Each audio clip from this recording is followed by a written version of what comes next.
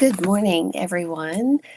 Thanks for being patient. I know I say that a lot with my little pop up lives. I'm going to just chat about a couple topics this morning, and then later today or tomorrow afternoon, I'll answer questions. So, y'all still have time. If you want to send a question in to me, please email it betsey at betsygrady.com. Remember, Betsy has two E's. But send a question there and I will get to it either this afternoon or tomorrow. So I really just wanted to drop in quickly and share some more thoughts. Today is November 20th. Yesterday was November 19th. And if you follow anything with astrology or the planetary movements, things like that, you really couldn't have missed the news that Pluto left Capricorn yesterday, where it's been, I think, for 16 years. Remember, I am not an astrologer. Um, it will not be back in Capricorn for our lifetime. So it'll be, I think, 230 years before it finds its way back there. Capricorn, remember, rules structure, building, foundation. And so its effect there had a different tone than what it's going to have as it moves into Aquarius. And so a lot of you might be feeling much lighter today. So when you think of the Aquarian energy, it is about innovation and ideas, future thinking. And so Pluto is here in that energy to kind of stir the pot, to really, I think I said something on the last live show. It's like kind of bringing that Jetsons in, that Jetson energy, if y'all remember that cartoon. So just allow yourself to get a little bit excited. And Aquarius is a fixed sign, which is also Leo and Taurus and Scorpio. So it will be affecting those of us in those signs a little bit more. In a positive way.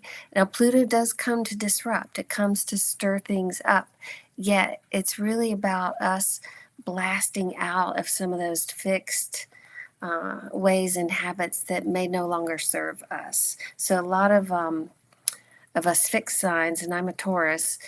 With a Taurus moon and a Virgo rising, so I'm like, I am so earthy and fixed, except for my Virgo. But we tend to want to fix things, we want to solve things. That comes natural to us fixed signs. And so this era for us is about breaking free from the habits and patterns that don't serve us and allowing us to be open to new ideas and new ways of doing things. So when we're fixed, we can kind of get in a fixed pattern, a rut and a routine, which sometimes serve us. They really do. Yet Pluto's here to be, no, time to make some changes. So it feels fresh to me. It feels exciting to me. And I don't know, maybe you've felt a little lightness between yesterday and today already. I've heard from so many clients that are on the Capricorn Cancer axis, just celebrating with joy for this time to come to an end for them, because it's wreaked some havoc. Pluto and Capricorn, that is. Okay. Anyway, read what you can out there. There's a ton of information. You probably all love your favorite astrologers. So one of my favorites, and she is just a wonderful friend. Her name is Sudevi, Sudevi. You can find her on Facebook and Instagram. And if you're on my profile, or she'll be a friend of mine. So I love what she writes about all of the planetary stuff. So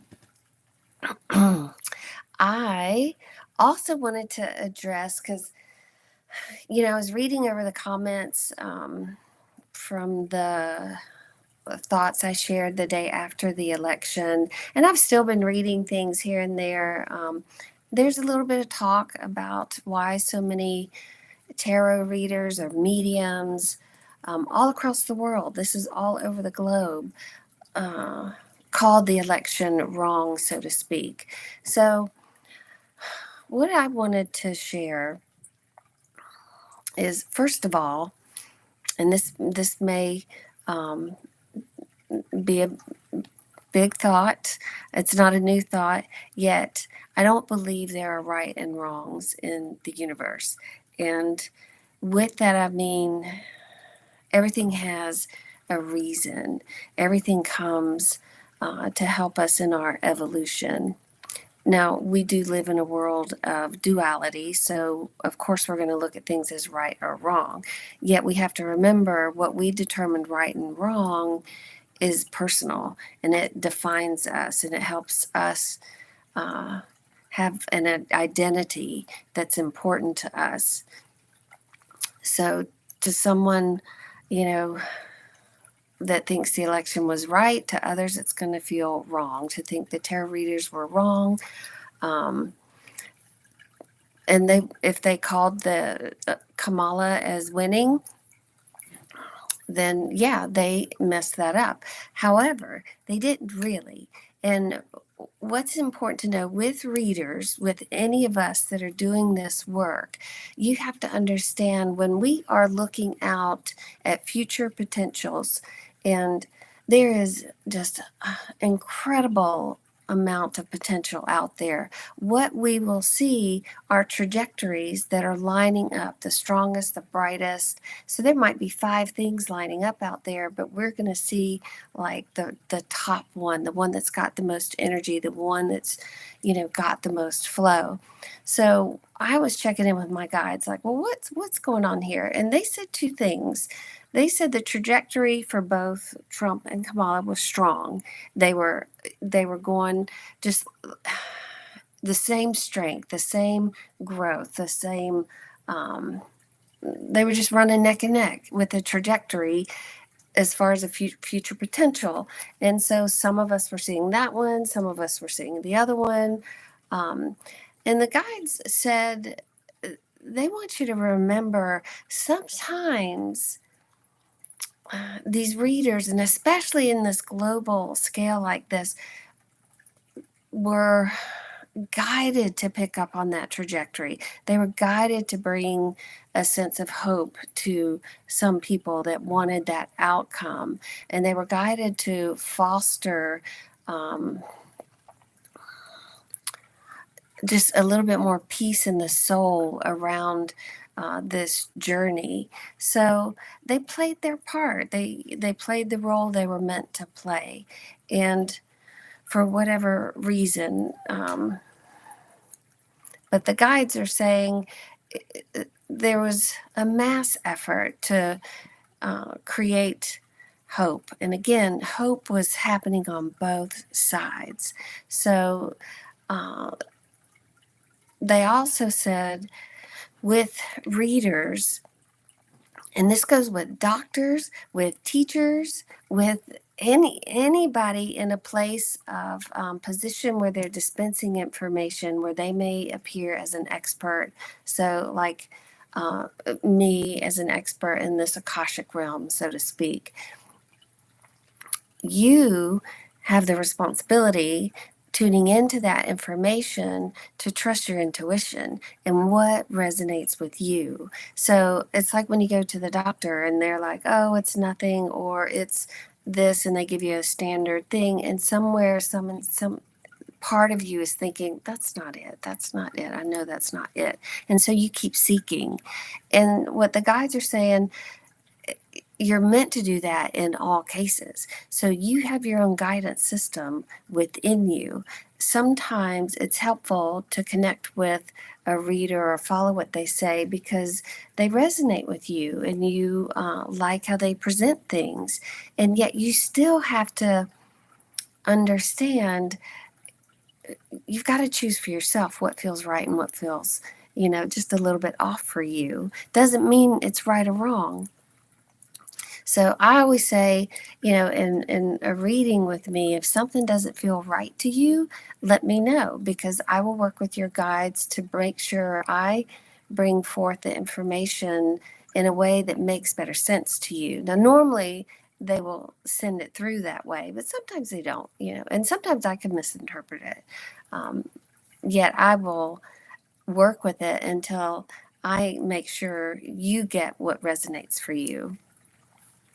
And sometimes it doesn't. Sometimes I'll get a call a year later and say, oh my gosh, I thought you were way off and you were really spot on. And so that's another thing. We may be seeing future potentials that aren't immediate, that could be a year out, that could be 2 years out. And oftentimes we don't see those timelines. So I would say be open to the possibilities, even when things appear different, even when things seem wrong, like oh, everybody called that wrong. Be open to what more is revealed around that at a later time. The one thing the guide said too, and in addition, is that a lot of the readers were bringing information of change, and like this country is going to thrive. So a lot of us just naturally assumed that's going to be, one presidential candidate, and others assumed the other. So one thing that is accurate is that change is coming. That piece is true. And, sometimes the details get a little blurry, I guess is a good way to put it. Sometimes they're not clear, they're not meant to be clear. So I would say, with any and all readings you choose to tune into, tarot, astrology, Akashic records, psychics, mediums, whatever it might be, the bottom line is trust your gut. Trust what resonates for you. Trust what feels right and sounds right. It doesn't matter if 1,000 readers across the world said, somebody was going to win. It doesn't matter. It's what matters is what feels right to you. And if you chose to believe in that because it gave you some sense of hope, then be okay with that. And if you feel let down by that, then your message is, you know what? Hey, don't put all your eggs in one person's, or 1,000 people's predictions. It's like, really come back to center and trust your intuition. You were given this guidance system. This is part of your human design to be here, is learning how to use it and be with it. So, let's see.